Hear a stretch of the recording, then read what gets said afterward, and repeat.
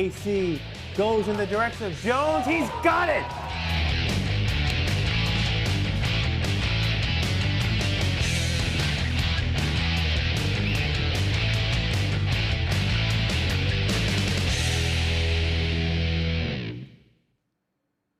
Hello again, everybody. Welcome to the Fred TV Sports Report. I'm Evan Massoud.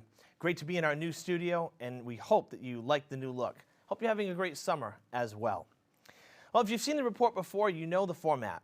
Feature stories, interviews, and live summer baseball highlights. But this year, an exciting addition to the show, football.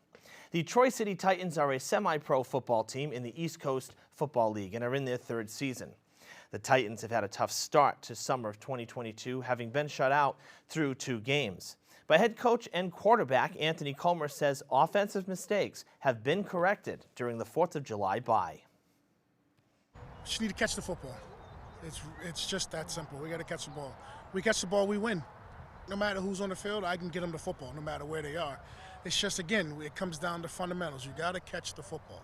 You know, we had way too many drops. Way too many my bads. That's not what we're looking for this week.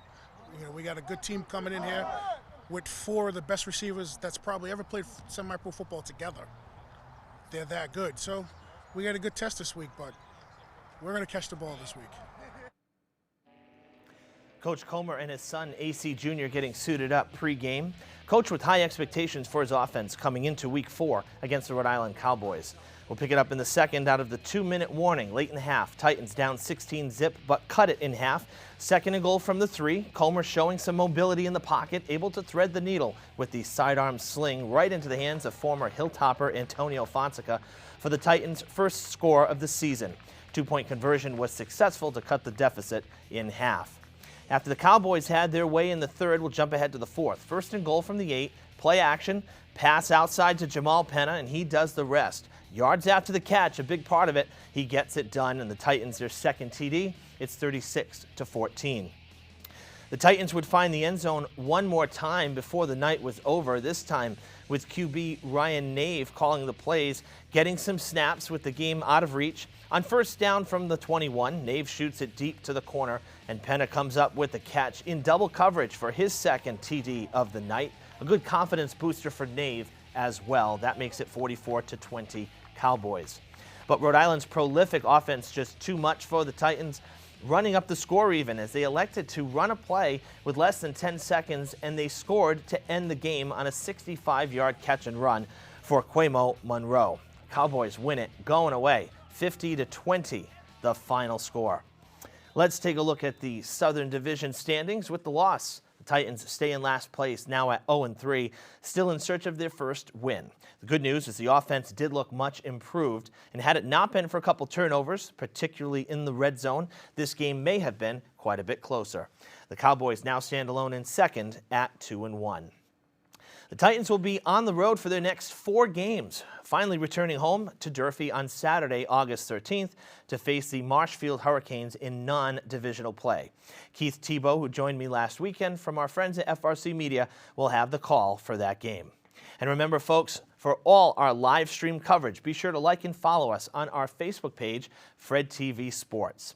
You can also subscribe to our YouTube channel under the same name for on-demand viewing anytime, anywhere. All right, last summer, the Maplewood Independent Baseball League was chosen to host the 10U Cal Ripken New England Regionals. These are a few clips from 2021.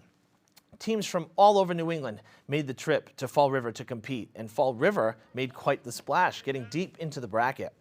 Now this year, Maplewood was honored to host the Cal Ripken 10U Eastern Massachusetts State Tournament.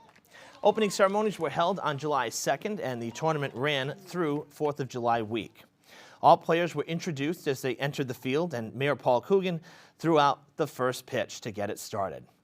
Sean Travis, the Secretary of Baseball Operations, explained to players and coaches that competing in this tournament could be a once-in-a-lifetime experience.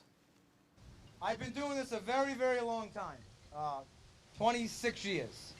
And I want to tell all the players that this is going to be one of the best experiences that you're going to have coming to a state tournament and competing and having fun with your friends. But remember that, win or lose, take the experience and enjoy it. Fall River, the number 3 seed this year, had another great showing in the Ripken tourney, getting to the Final Four before being eliminated by Arlington, who then was defeated by Milton, this year's champion. Congrats to all the players and coaches on a successful tournament. Now, here at Durfee, the athletic complex is getting quite the makeover, one that essentially started with the groundbreaking of Durfee 3.0. In December of last year, a demo began on the old Durfee High School. In just 1 month, half the school was leveled. And amazingly, by March, it was gone, just a memory. And now, after flying the drone this week, it's clear that the transformation is taking shape as the new tennis courts, varsity softball stadium, and grass field event area are all nearing the final stages of completion. Durfee Athletic Director Brad Buston says this is exactly the kind of Division I complex athletes deserve.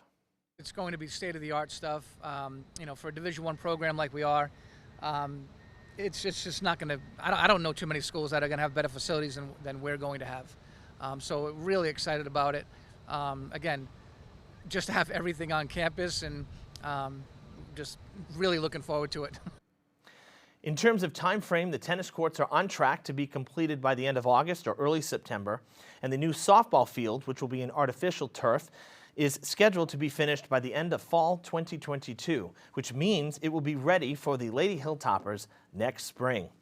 Another big plus, much needed extra parking on campus, with access from Wiedemoe Street, is also being added between these new facilities and the current football stadium. And with tennis and softball both having to compete and practice off-site the last 4 years, logistically, having everyone back on campus will make a world of a difference for the Hilltoppers. Now, we'll hear from Brad later this summer on the next phase of the athletic complex renovations, which includes the baseball field, the stadium football turf, and the practice turf. All right, our last stop of the week takes us to Chew Park for our first Fribble baseball highlights of the summer. If this is your first time tuning into our summer reports, Fribble stands for Fall River Independent Baseball League, and we're proud to still be covering the Wooden Bat Men's League after 10 years. The Dodgers and Twins squared off in the first of 3 scheduled games last Sunday, with the Dodgers hoping to get some separation between themselves and third place. We'll pick it up in the third. Leadoff batter Owen Caldwell turns on the Tessier fastball, flips the bat thinking it's gone. So did I. But somehow Chew Park holds it, a fence scraper. Caldwell safe at second as Sam Montero nearly gunned him down. A couple batters later, Adam Rodriguez with the hard-hit chopper. It explodes on Corey DeMedeiros. He can't handle it. Caldwell in from second with the game's first run. 1-0 Dodgers. We'll jump to the fourth. Same score, bases juiced, 2 out. Caldwell sitting on a 3-1 pitch, and this one he doesn't miss. Deep, far, and gone. A grand slam onto Globe Street. Tyler Dineza, Alex Dominguez, and Javier Moniz all come home. Dodgers up 5-0. Caldwell added a 2-run homer to his day after our cameras had left. The Dodgers win big in 6, 13-1, the final. Pitching was also solid. Patrick Colvin getting the win in a shortened complete game shutout, going all 6 innings, allowing just 2 hits and 2 walks, while striking out 7. Let's take a look at the updated Fribble standings now. The Dodgers indeed get a little breathing room in second place behind the defending champs, who have yet to lose in 2022. The Twins drop to 4th place with the Brewers on the horizon. Those 2 teams face off on Sunday afternoon. The Dodgers actually went deep 4 times in the win. The 2 from Caldwell, then a grand slam from Dominguez, and a solo shot from Zach Souza, going back-to-back. They're also Durfee alums. So 2 grand slams, quite rare. This was one of the best home run outputs by a single team that we've seen in our 10 years of coverage, or at least in games that our cameras were at. So quite the offensive performance by the Dodgers. All right, that's going to wrap up our first report of the summer. A big thanks to our studio crew, Craig Salvador, Daniel Keating, Alex Mello, all led by our director, Mike Ferreira, today. We'll be back 2 weeks from tonight on Friday, July 29th. Same place, same time. Hope you'll join us then. Until then, I'm Evan Massoud. Thanks for watching and enjoy a good weekend.